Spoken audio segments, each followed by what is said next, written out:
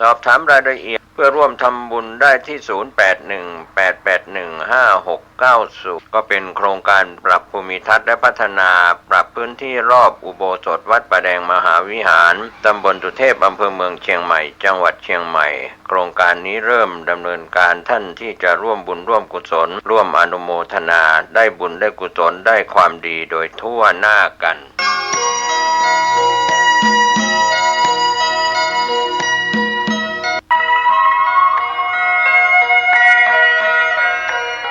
เชิญพี่น้องชาวพุทธร่วมเป็นเจ้าภาพสร้างห้องสุขาห้องอาบน้ำเพื่ออำนวยความสะดวกแก่คณะศรัทธาสาธุชนที่จะเข้าปฏิบัติธรรมกรรมฐานณวัดบ้านเราพระเจ้าตาเขียวพื้นที่126ตารางเมตรจำนวน23ห้องประกอบด้วยห้องน้ำหญิง8ห้องห้องอาบน้ำ4ห้องห้องสำหรับผู้พิการ1ห้องห้องน้ำชายแบ่งเป็นห้องสุขา5ห้องโถปัสสาวะ3โถห้องอาบน้ำ4ห้องและห้องสำหรับผู้พิการอีก1ห้องท่านผู้ใจบุญใจกุศลร่วมสร้างห้องน้ำห้องขาตารางเมตรละ 10,000 บาทหรือตามกำลังเจตนาศรัทธาติดต่อร่วมทำบุญได้ที่ธนาคารกรุงไทยสาขาป่าซางเลขที่บัญชี79800274865ชื่อบัญชีวัดบ้านเราหรือสอบถามรายละเอียดเพิ่มเติมได้ที่พระครูภาวนาโสภิตผู้ช่วยศาสตราจารย์ด็อกเตอร์เจ้าวาดวัดบ้านเราพระเจ้าตากเขียวตำบลบ้านเรือนอำเภอป่าซางจังหวัดลำพูนโทรศัพท์0969525159ได้ทุกวันขออนุโมทนากับเจ้าภาพทางไกลทางไกลและที่ร่วมทำบุญทั้งภาพปกติและออนไลน์ได้บุญได้กุศลได้ร่วมอนุโมทนาโดยทั่วหน้ากัน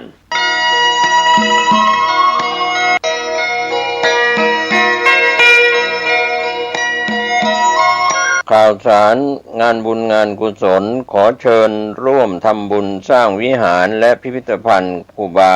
ปิ่นชัยณวัดบ้านกลางตำบลรีอำเภอรีจังหวัดลำพูนท่านที่มีกุศลเจตนาศรัทธาร่วมทำบุญได้ที่พระครูอินทวุฒิคุณเจ้าคณะอำเภอรีเจ้าอาวาสวัดบ้านกลางหรือโอนเงินผ่านบัญชีวัดบ้านกลางธนาคารกรุงไทยสาขาลีบัญชีเลขที่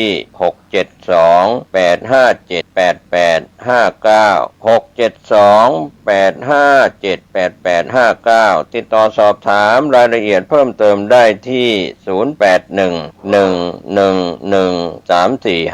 0811113457ก็เป็นงานบุญงานกุศลขอเชิญท่านร่วมทำบุญสร้างวิหารและพิพิธภัณฑ์ครูบาปิ่นชัยณวัดบ้านกลางตำบลลีอำเภอลีจังหวัดลำพูนได้บุญได้กุศลได้บารมีสร้างความดีโดยทั่วหน้ากัน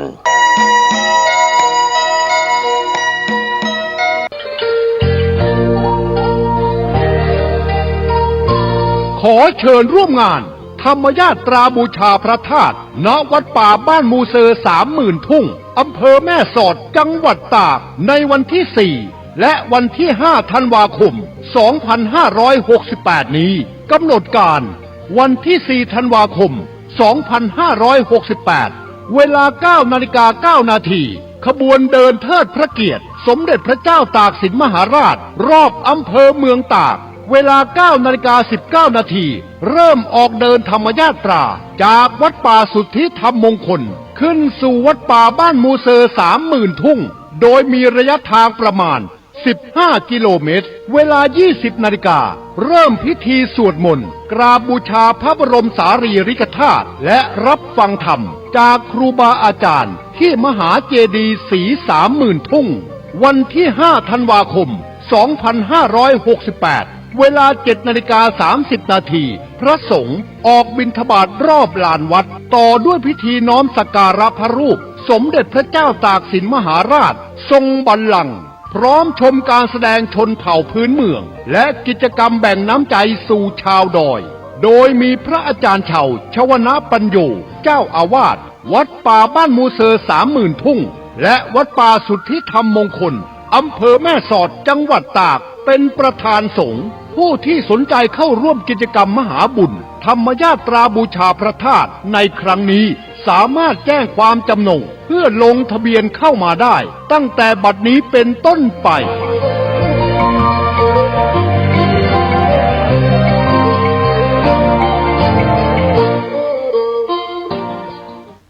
พร้อมด้วยลมหนาว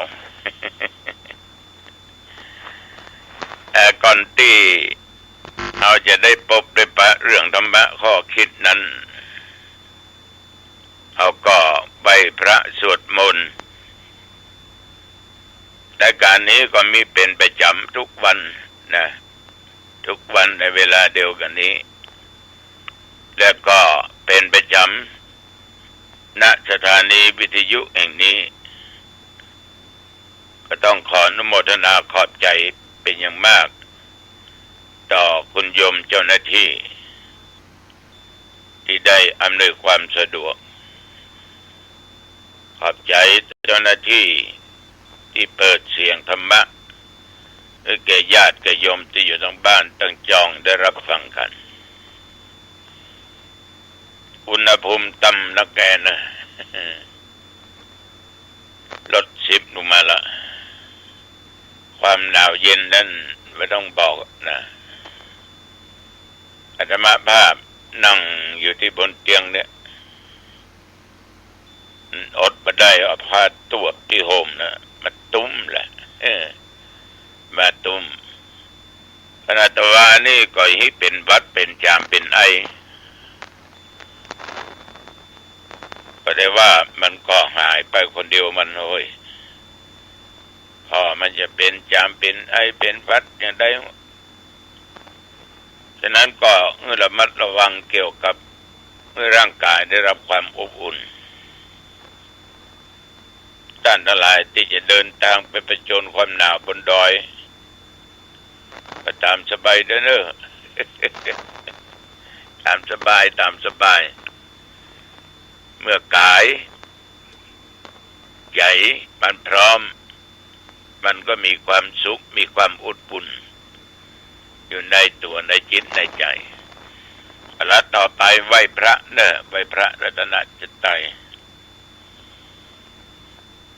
อรหังสัมมาสัมพุทโธภควาพระผู้มีพระภาคเจ้าเป็นพระอรหันต์ดับเพลิงกิเลสเบื้องทุกสิ้นเชิงตรัสรู้ชอบได้โดยพระองค์เองพุทธังภวันตังอภิวาเทมิข้าพเจ้าอภิวาทพระผู้มีพระภาคเจ้าผู้รู้ผู้ตื่นผู้เบิกบานกราบพระพุทธสวากขาโตภควตาธัมโมพระธรรมเป็นธรรมที่พระผู้มีพระภาคเจ้าตรัสไว้ดีแล้วธัมมังนัมสสามิข้าพเจ้านมัสการพระธรรมกราบพระธรรมสุปฏิปันโนภควโตสาวกสังโฆพระสงฆ์สาวกของพระผู้มีพระภาคเจ้าปฏิบัติดีแล้วสังฆังนัมมามิข้าพเจ้านอบน้อมพระสงฆ์กราบพระสงฆ์นะโมตัสสะภะคะวะโตอะระหะโตสัมมาสัมพุทธัสสะนะโมตัสสะภะคะวะโตอะระหะโตสัมมาสัมพุทธัสสะนะโมตัสสะภะคะวะโตอะระหะโตสัมมาสัมพุทธัสสะพุทธังสรณังคัจฉามิธัมมังสรณังคัจฉามิสังฆังสรณังคัจฉามิตุ ติยัมปิพุทธังสารนังคัจฉามิตุติยัมปิธัมมังสารนังคัจฉามิตุติยัมปิสังฆังสารนังคัจฉามิอิติปิโสภะคะวะอะระหังสัมมาสัมพุทโธวิชชาจารณะสัมปันโนสุขโตโลกวิโทอนุตตโรปุริสธัมมสารถิสัตตเทวมนุษย์สานังพุทโธภคะวาติยันตุนิมิตตังอวะมังคลัญญาโยจามนาโพสกุณัสสะสัทโธปะปะกะโหโตสุปินังอากันตังอุตตานุภาเวนะวินาสเมนตุสวากาโตภะคะวะตาธัมโมสันติติโกอากาลิโกเอหิปัสสิโกโอปันนายิโกปัจจตังเวทิตาโพวินยูหิติยันตุนิมิตตังอวะมังคลัญญาโยจามนาโพสกุณัสสะสัทโธปะปะกะโหโตสุปินังอากันตังธรรมานุภาเวนะวินาสเมนตุสุปฏิปันโนภะคะวะโตสาวกสังโฆอุชุปฏิปันโนภะคะวะโตสาวกสังโฆยายะปฏิปันโนภะคะวะโตสาวกสังโฆสามิจิปฏิปันโนภะคะวะโตสาวกสังโฆยะติตังจัตตาริปุริสยุคานิอัตถปุริสปุคลาเอสัพพะคะวะโตสาวกสังโฆ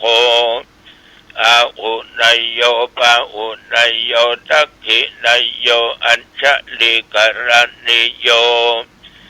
อนุตตรังปุญญเขตังโลกัสสาติยันตุนิมิตตังอวะมังคลัญญา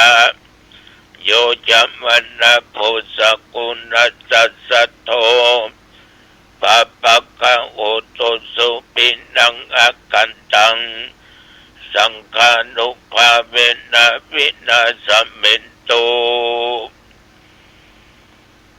ยะโตหังภคินิอริยยะชาติยะชาโตนาปิชานามิสันจิจาปันนังชีวิตาโบโรเปตาเตนะสัจเจนะโสติเตโอตุโสติกัปปัสสะโพชังโคสัตติสังฆโตธัมมันังวิจโยตถาอิริยัมปิติปัสสติโพชังคาจตถาภเรสัมมาตุเปกะโพชังคาสัตเตติสัพพทักษินามุนินาสัมมาทัคคตาภเวตาภาอุริกตาสังวัตตันติอภิญญายะนิพพานายะยะโพธิยาเอเตนะสัจจวัชเชนะโสติเตโอตุสัพพทาเอกัสสมิงสัมมาเยนะโทมุขันลานัญจกัสสปังกิลานิทุกิเตติสวาโพชังเกสัตตะเทสัญเยเตจะตังอภินันติตวาโรกามุจิงสุตังคะเนเอเตนะสัจจวัชเชนะโสติเตโอตุสัพพทาเอกทาธัมมราชาภิเขลัญเยนะภิริโตเ ยุนดาเทเรนะตัญเยวาพันดาเปตวานะสัตันลังสมุติตวาจะอาปาตาตัมมบุตตสิทานะโสเอเตนะสัจจวัชเชนะโสติเตโอตุสัพพทาปะอินาเตจะอาปาตาตินันนัมปิปะเอสินังนักขังอัตตกิเลสวาปัตตานุปติธรรมตังเอเตนะสัจจวัชเชนะโสติเตโอตุสัพพทาสกัดตัวปุตตะรัตนังโอสัตตังอุตตมังวรังหิตังเทวมนุสสนังพุทธเตเชนะโสตินานัสสันตุปัตตวาสัพเพทุกขาบุปปัสสมเมนตุเตสกัดตัวสัตตัมปะรัตนังโอสัตตังอุตตมังวรังปะลีลังอุปัสสมนังธรรมเตเชนะโสตินานัสสันตุปัตตวาสัพเพพยาบุปปัสสมเมนตุเตสกัดตัวสังขารตันนังโอสัตตังอุตตมังวรังอาหุนายังปาหุนายังสังฆเตเชนะโสตินานัสสันตุปัตตวาสัพเพโรกาบุปปัสสมเมนตุเตนักขัตตยะกะปุตันนังปัปปะกังอนิวรณาปริตัสสะนุภาเวนะอันโตติสังอุปัตตเวนักขัตตยะกะปุตันนังปัปปะกังอนิวรณาปริตัสสะนุภาเวนะอันโตติสังอุปัตตเวนักขัตตยะกะปุตันนังปัปปะกังอนิวรณาปริตัสสะนุภาเวนะอันโตติสังอุปัตตเวภวตุสัพพะมังคลังรักขันตุสัพพะเทวตาสัพพะพุทธานุภาเวนะสัทธาโสติภวันตุเตภวตุสัพพะมังคลังรักขันตุสัพพะเทวตาสัพพะธรรมานุภาเวนะสัทธาโสติภวันตุเตภวตุสัพพะมังคลังรักขันตุสัพพะเทวตาสัพพะสังฆานุภาเวนะสัทธาโสติภวันตุเต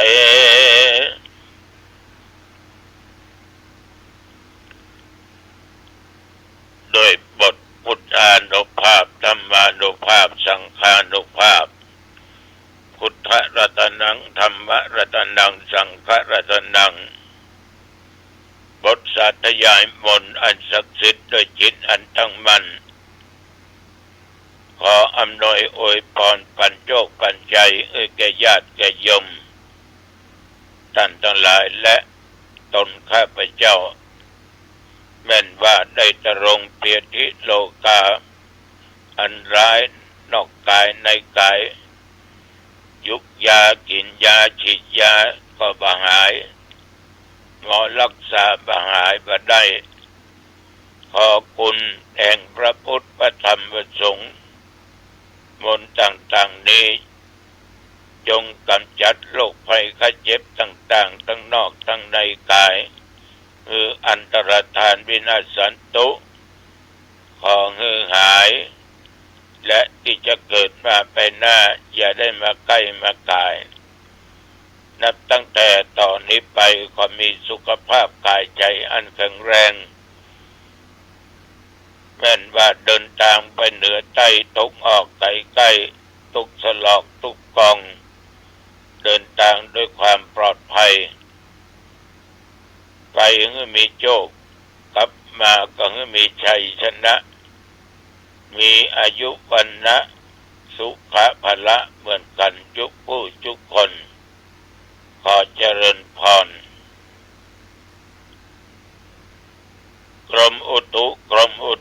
ได้บอกตักเตือนเรื่องภัยเรื่องลมหนาวอากาศหนาวเย็นเป็นอันตรายตายไปโดยบ่รู้สาเหตุก็มีละ เอาไปพอเพิ่นพระเหมือนกับรับลวดหมอตรวจก็ไม่มีโรคอะไรแต่ว่านอนงอก้องง่องนั่นคือหนาวแต่บางท่านก็ชอบบางท่านก็บอกรุมบางท่านบางคนเพิ่นก็ชอบถึงฤดูหนาวมาก็แห่กันไปนอนทำรีสอร์ทบนดอยบนอย่างที่สูงๆที่อากาศมันหนาวเย็นดีเป็นชอบอย่างอันแต่ถ้าคนว่าชอบหนาวก็ตึมไปไหนสั่นยงอยู่ที่บ้านข้างข้างอื่นจะอาบน้ำในปฐมโมจังคงไป2-3ตั้งเนี่ยมารอสักขันสักอย่างเตื้อท่านทั้งหลายมันหนาวนี่ก็ดีไปไหนนี่ผ้าผ่อนที่เขาสวมเอาใส่เหงื่อใครมันล่อมออกแต่ไปไหนมันเปลืองผ้าก็หน้าร้อนไปไหนมันเปลืองผ้าแต่เหงื่อใครมันออกนักอย่างใดก็ตามท่านทั้งหลายนับตั้งแต่เมื่อตะวันวามาจนถึงปัจจุบันบริเวณวัดหนองตองใกล้เคียงใต้เหนือตกออกก็มีรายงานว่าฝนตกไม่ได้หยุดเดียวแต่ทุกคนจะบอกว่าหนาวเนอะตุลุงหนาวขนาดนะมันเป็นเรื่องธรรมดานะแต่มันว่ามีฤดูหนาวว่ามีหน้าหนาวออกก็มักจะเดือดจะจมฮ้อนใบฮ้อนเงาสู้หนาวมาได้ เดี๋ยวบางคนอ้อมละหนาวใบหนาวเงาสู้ฮ้อนมาได้นาจิตต่างจิตต่างใจต่างความคิดความอ่านของแต่ละบุคคลมันก็ย่อมจะแตกต่างกันไปนับตั้งแต่ตะวามาจนถึงปัจจุบันได้24 ชั่วโมงนับว่าโชคดีแล้วที่มีอายุมากขึ้นไปอีก1 วันญาติโยมท่านผู้ฟังทั้งหลายตะวากินของงายแล้วก็ไปงานศพของทุเจ้าที่วัดเวียงโด่งที่เคยประกาศไปก็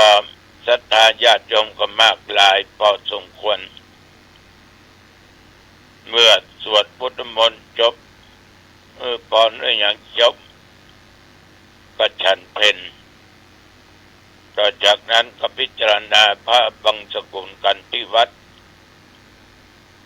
ญาติโยมท่านทั้งหลายถึงเวลาพระเจ้าก็นำญาติโยมเข้าสู่ปัจฉาและญาติโยมก็พากันขับเคลื่อนสรีระร่างกายของตัวท่านไปสู่ปัจฉาแล้วก็ประชุมเพลิงก็เป็นอันเสร็จพิธีขอบใจต่อพี่น้องบ้านตาเดืออำเภอสัมปทองเนอะที่พากันตั้งอกตั้งใจฟังธรรมะด้วยกายวาจาใจสงบนิ่งแต่จะหนาวไม่ได้นิ่งเนาะแต่พระเจ้าก็นั่งบนธรรมะเทศโยมก็นั่งเก้าอี้ฟังเอาดูแล้วมันก็เสมอกันหนาวนี่คงจะเหลือกันนะเพราะอุณหภูมิวันวานี่ที่ไปให้ญาติโยมท่านทั้งหลาย10 องศาที่วัดนี่ปัจจุบันนี่ก็11-12หนาวเน็ตนักแท้ ท่านทั้งหลายในชีวิตของคนเฮาเนี่ยการดำรงชีพอยู่นี้อาตมาก็ขอฝากข้อคิดญาติโยมนำไปคิดนำไปพิจารณาสิ่งที่มันสำคัญที่สุดในเรื่องของการดำเนินชีวิตนั้น เป็นว่าตัวที่สำคัญที่สุดคือพละหรือกำลังแห่งความคิดกำลังจิตกำลังกายกำลังแห่งความคิดคือตัวปัญญาเนี่ยเป็นพลังอันสำคัญในการขับเคลื่อนในชีวิตถ้ามีความรู้มีความเข้าใจอย่างถูกต้องชัดเจนแน่วแน่ในเรื่องงานต่างๆกิจการต่างๆของตัวเองหรือในสิ่งที่ตัวเองทำโดยใช้ปัญญานั้นเป็นกู้ในการบริหารในการทำงานตลอดไปสภาวะอันเป็นการธรรมดาของโลกเป็นธรรมดาของชีวิตมันเป็นผู้กระทำการต่างๆมีปัญญาจะเข้าใจในเหตุและในผลและสภาพความเป็นจริงถ้าคนขาดปัญญากิจการงานนั้นก็ไม่สามารถจะก้าวหน้าได้มันจะลังเลมันจะสงสัยอันนี้ใจก็ว่ามันใจถูกหรือผิดมันจะคิดอยู่อย่างนั้นถ้าคนมีปัญญาสามารถขับเคลื่อนได้มีอะไรอย่างสามารถแก้ไขได้โดยปัญญาของตัวเองเมื่อมีทั้งปัญญามีอะไรอย่างทุกสิ่งทุกอย่างความรู้ความสามารถสิ่งที่เขาจะขาดว่าได้ก็คือการมีความพยายามเอาหองว่าความเปลี่ยนนี่สำคัญยิ่งมีปัญญาอย่างเดียวมีความเปลี่ยนก็ไม่สามารถบรรลุเป้าหมายอย่างใดฉะนั้นความเพียรเป็นผู้ประกอบทำหน้าที่การงานของเรานั้นมันก้าวหน้าและสำเร็จผลโดยความบากบั่นภาคเพียรอย่างเราต้องอู้กันว่ามุมานะบากบั่นภาคเพียรคนเปลี่ยนคนมีความพยายามมุมานะเนี่ยเจอปัญหาอย่างเกิดขึ้นใช้ปัญญาแก้ใช้วิริยะความมุมานะบากบั่นภาคเพียรนั้นต่อสู้ว่าทอดทิ้งหรือว่าย่อหย่อนท้อถอยต่อกิจการงานคนมีความภาคเพียรมีปัญญาสามารถยืนหยัดได้ต่อสู้ต่อไปได้สิ่งประการสำคัญที่สุดเอาจะต้องมีธรรมะต้องมีศีลอยู่ในจิตในใจอู้ง่ายๆถ้าจะขาดศีลขาดธรรมจะมีปัญญาจะมีความมุมานะทำการทำงานแต่ถ้าว่าเอาไปทุจริตเนี่ยมันก็ทำให้การงานหยุดชะงักฉะนั้นคนที่ทำการทำงานดำเนินชีวิตควรจะตั้งในความสุจริตธรรมเป็นกำลังแห่งการที่ได้ชื่อว่ามันบริสุทธิ์กับว่าการจะทำการทำงานประพฤติปฏิบัติต่อหน้าที่การงานเป็นว่าถ้าไร้สุจริตเมื่อใดถ้าไร้สุจริตเมื่อใดความที่บดีก็จะเกิดขึ้นคือทุจริตแต่ถ้าหากว่าสุจริตมีก็ไร้โทษ การงานหน้าที่ที่ทำก็สะอาดบริสุทธิ์ผุดผ่องมีข้อที่ไผ่จะมาตำหนิติเตียนได้เพราะเอาเป็นคนมีปัญญามีความสุจริตอยู่ในจิตในใจ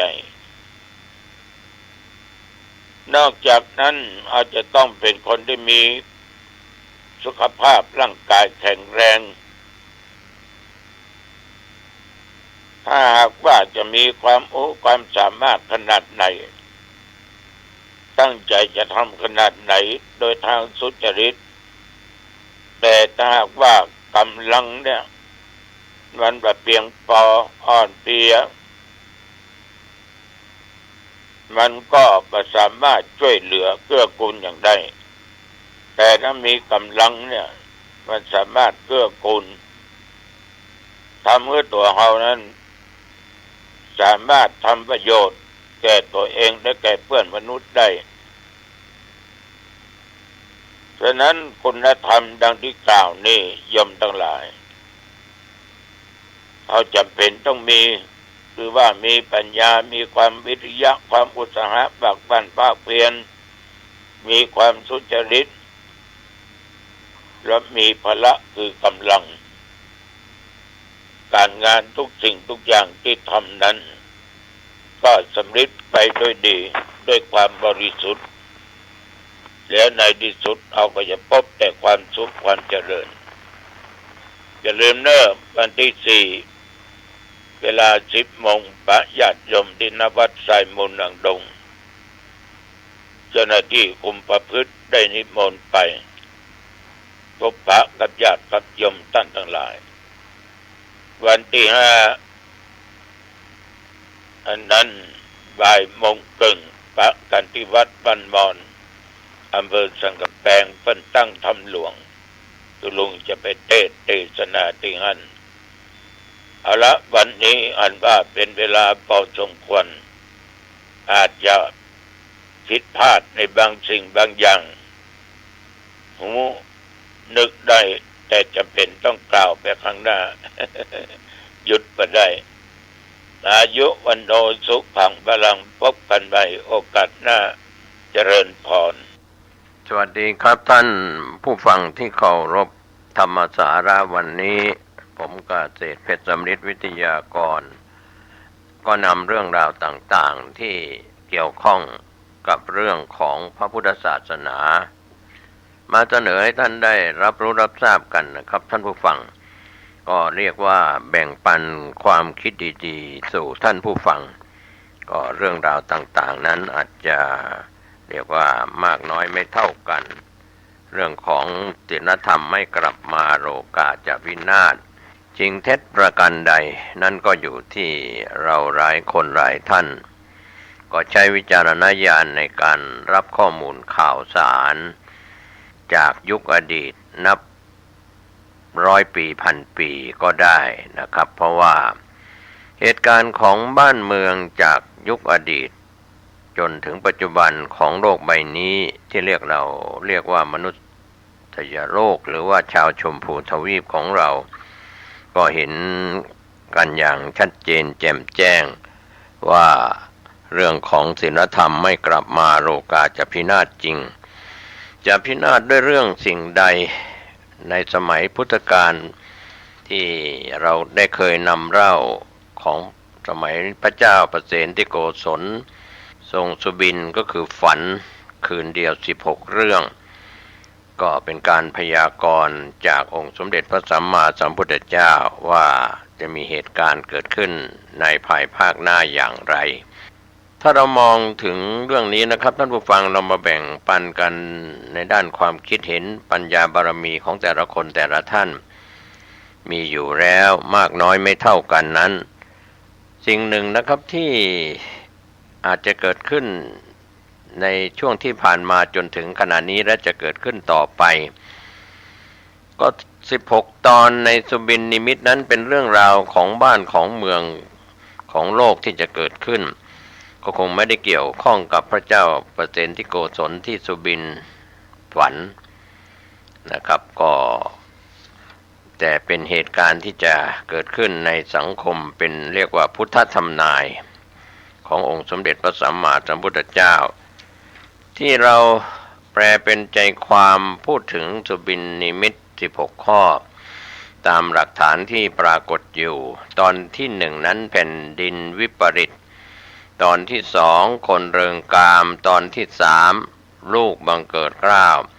ตอนที่4ใบเบิกทางหายนะตอนที่5ยุติธรรมอยู่ที่ไหนตอนที่6ขี้ครอกเดินถนนตอนที่7จุดไฟเผาบ้านเมืองตอนที่8คนจนมีสิทธิ์ไหมครับ